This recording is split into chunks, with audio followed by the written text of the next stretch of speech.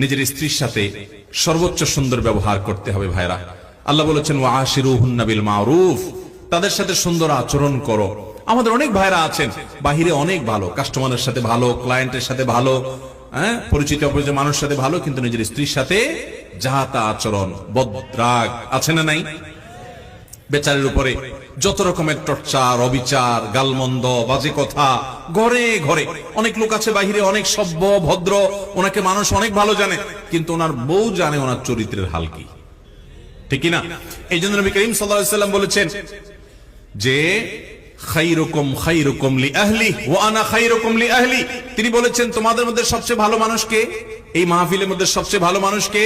বলেছেন যে তার স্ত্রীর কাছে ভালো। অর্থাৎ স্ত্রী যদি বলে দিল থেকে যে আমার সাহেব, আমার স্বামী ওনার মতো মানুষ হয় না, উনি আসলে একজন অমায়িক ভালো মানুষ, এই সার্টিফিকেট যদি বউয়ের কাছ থেকে নিতে পারেন তো আল্লাহর কাছেও আপনি ভালো নিতে পারবেন। সবাই যায় বাসায় বউকে জিজ্ঞাসা করবেন যে হাদিসের ভাষ্য মতে তোমার সার্টিফিকেট ছাড়া আমি ভালো হওয়ার সুযোগ নাই, আসলে আমি মানুষটা কেমন বলো।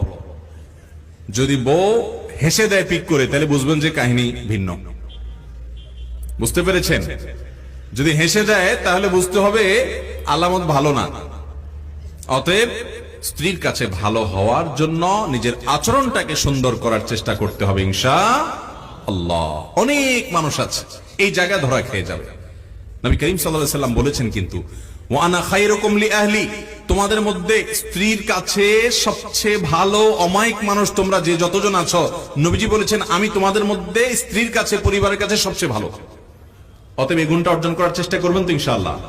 আজ থেকে বউয়ের সাথে কোনো খারাপ আচরণ করা যাবে, রাগারাগি করে বাজে কথা বলা যাবে। ভাইরা আমার, এই জিনিসটা আমরা অনেকে আমাদের অধিকার মনে করি যে আমার বিবাহিত স্ত্রী, অতএব তার সাথে রাগ না করলে আর কার সাথে করব। দুনিয়ার সবচেয়ে বেশি দুরাচরণ তার সাথে করা হয়, সবচেয়ে ভালো আচরণ পাওয়ার হকদার হলো আপনার স্ত্রী, ঠিক না বে ঠিক?